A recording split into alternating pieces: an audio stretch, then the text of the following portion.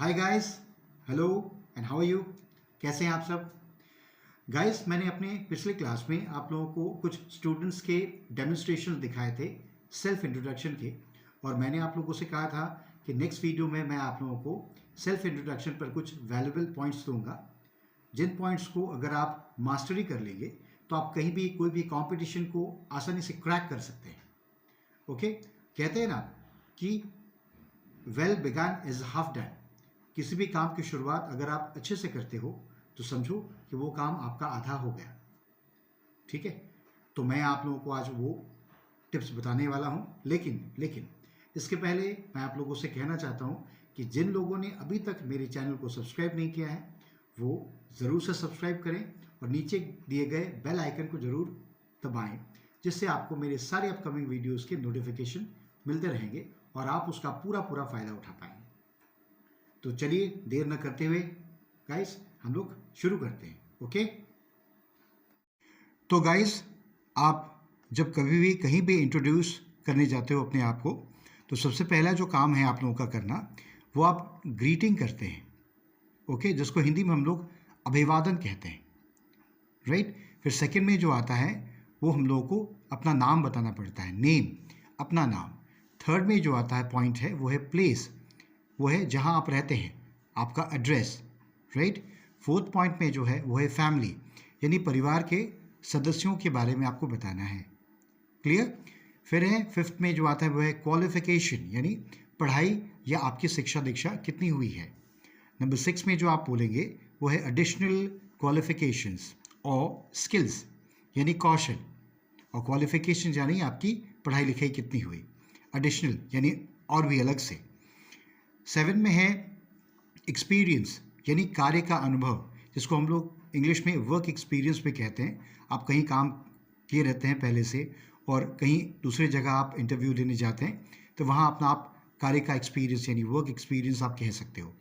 Number 8 में है hobby, यानी शौक, और नंबर 9 में है एंड, यानी कंक्लूजन। आखिर में इतना सारा आप कहने के बाद ये आप एंड करते हो, कंक्लूजन करते हो। एक वो स्पेसिफिक उसका एक वे होता है, एक लाइन होता है। अब हम लोग इसको डिटेल में जानेंगे, राइट। देखिए, पहला ग्रीटिंग का एग्जाम्पल मैंने आप लोगों को यहाँ दिया है। ग्रीटिंग का अर्थ होता है अभिवादन करना, राइट। और ये हमेशा आप जहाँ कहीं भी आप जाओ, स्कूल में रहो, कॉलेज में रहो, या कहीं भी आप इंटरव्यू देने जाते हैं, तो ग्रीटिंग आपका ये फॉर्मल होना चाहिए, जिसको कहते हैं औपचारिक, फॉर्मल ग्रीटिंग होना चाहिए। एक होता है इनफॉर्मल ग्रीटिंग, जिसको बोलते हैं अनौपचारिक ग्रीटिंग। फॉर्मल ग्रीटिंग क्या है कि गुड मॉर्निंग कहते हैं, गुड आफ्टरनून कहते हैं, गुड इवनिंग कहते हैं। अगर आप सुबह किसी से मुलाकात करते हो, यानी 12 बजे से पहले तक, ये देखिए यहाँ लिखा है बिफोर 12 बजे किसी से मुलाकात आपकी हो गई, तो वहाँ पर आप गुड मॉर्निंग कहेंगे।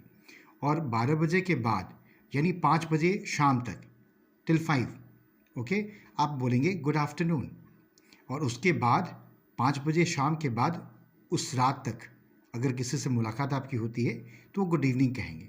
और गुड नाइट आप नहीं कहेंगे, क्योंकि गुड नाइट वो तब कहते हैं आखिर में शाम के वक्त, जब उसके बाद आपकी मुलाकात की संभावना उससे नहीं है। ओके, ये हो गया फॉर्मल वे। इसमें बहुत सारे लोग जो मीटिंग करते हैं, जो मुलाकात करते हैं, समझो कि आप कहीं जा रहे हो और आपको दोस्त से मुलाकात हो गई, किसी से मुलाकात हो गई, तो हाय, हेलो, व्हाट्सएप ऐसा हम लोग कह देते हैं। That is not the proper way of introducing your self.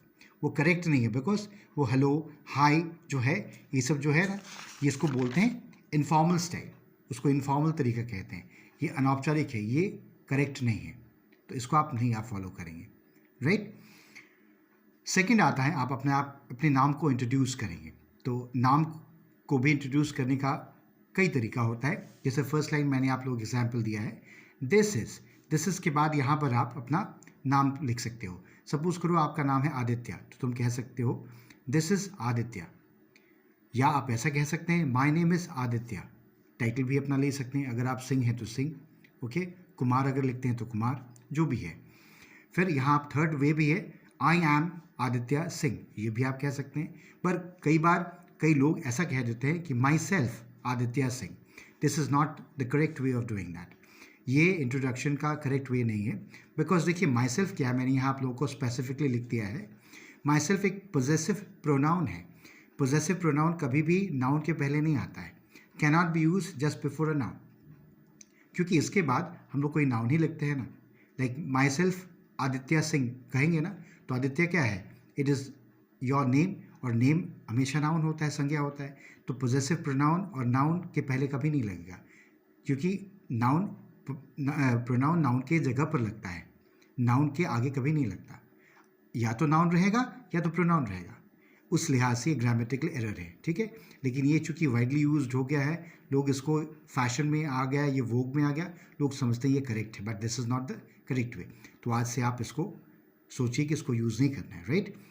Third में आप इंट्रोडक्शन देंगे, दैट इज़ प्लेस। प्लेस के बारे में बताएंगे, अपना एड्रेस के बारे में।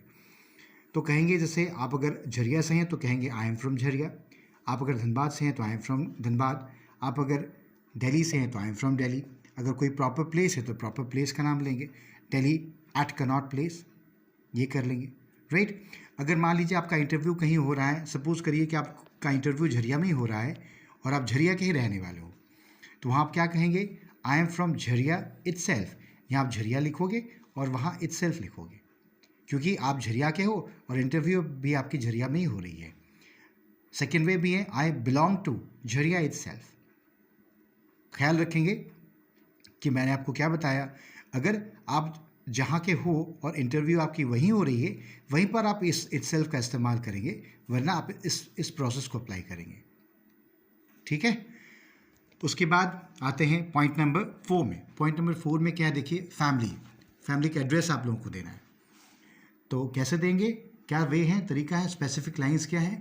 Like besides my parents I have, suppose करिए कि आपका एक भाई है, तो क्या कहेंगे, besides my parents I have a brother. अगर उसमें छोटा भाई है तो छोटा को बोलते हैं यंगर और बड़े को बोलते हैं एल्डर, ठीक है। तो क्या करेंगे, besides my parents I have an elder brother.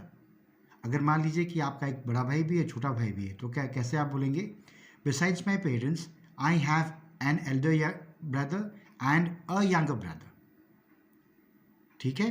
दूसरा तरीका है, आप ऐसे भी कह सकते हो, अपार्ट फ्रॉम माई पेरेंट्स। अगर आपके दादाजी भी हैं और दादी माँ भी हैं, तो कैसे कहेंगे आप, apart from my parents and grandfather and grandmother I have an elder brother and a younger brother. अगर सिस्टर भी हैं तो क्या करेंगे, I have an elder brother, a younger brother and a younger sister, ठीक है।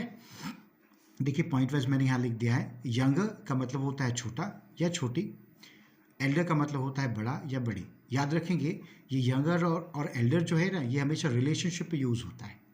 अगर मान लीजिए आप रिलेशनशिप में ये यूज़ नहीं करें, समझिए कि आपका कंपैरिजन अपने दोस्त से कर रहे हैं या कोई अपरिचित व्यक्ति है उससे आप कंपैरिजन कर रहे हो, आप उससे छोटे हैं, तो छोटे में आप यंगर कर सकते हो अपने आप को, जैसे I am younger to Ravi, Ravi is younger to me, ये हो सकता है। Sneha is younger to me, ये हो सकता है। लेकिन बड़े में जो होता है वो ओल्डर लिखते हैं। जैसे रिलेशनशिप में क्या लिखते हैं, एल्डर लिखते हैं रिलेशनशिप में, लेकिन जो रिलेशनशिप नहीं होगा, फ्रेंड्स में होंगे या एनी अदर पर्सन में होगा, तो वहाँ आपको वो लिखना होगा ओल्डर। लाइक रवि अगर आपसे बड़ा होगा तो क्या कहेंगे आप, Ravi is older to me, clear. अच्छा, Sneha is older to me, I am older to Ravi. और एक बात, यहाँ जो यंगर है और एल्डर जो है, ये ऐसे एडजेक्टिव्स हैं कि जब कंपैरिजन में जब आप यूज़ करते हैं तो यंगर के बाद दैन नहीं लिखेंगे। जैसे I am younger than Ravi, Ravi is younger than me, then अगर आप लिखते हो तो फिर वो रॉन्ग हो जाता है। उस जगह पर आपको टू लिखना होगा, younger to, elder to, older to. ये ऐसे एडजेक्टिव्स हैं कि इनके साथ प्रेपोजिशन टू लगता है, दैन नहीं लगता है। अगर आप दैन लिखोगे तो वो ग्रामेटिकल एरर होगा, ओके। तो आज के लिए इतना ही। इसमें आगे का जो आपका पॉइंट्स है वो हम लोग नेक्स्ट वीडियो में देखेंगे। तो मैं होप करता हूँ आप लोगों को बहुत डाउट्स क्लियर हुए होंगे, और अगर फिर भी आप लोगों को कहीं आप लोगों को दिक्कत है, कहीं समझने में प्रॉब्लम आ रहा है, कोई डाउट्स अगर कहीं है, तो ज़रूर मेरे कमेंट बॉक्स में लिखेंगे, मुझे पूछेंगे, मैं आपको जवाब दूंगा, और जिससे मुझे ये मालूम भी चलेगा कि आप सचमुच मेरी वीडियोज़ को देख रहे हैं, लाइक कर रहे हैं और मुझे इनकरेज कर रहे हैं, ओके। तो नेक्स्ट वीडियो में मिलते हैं, तब तक के लिए take care and goodbye, thank you.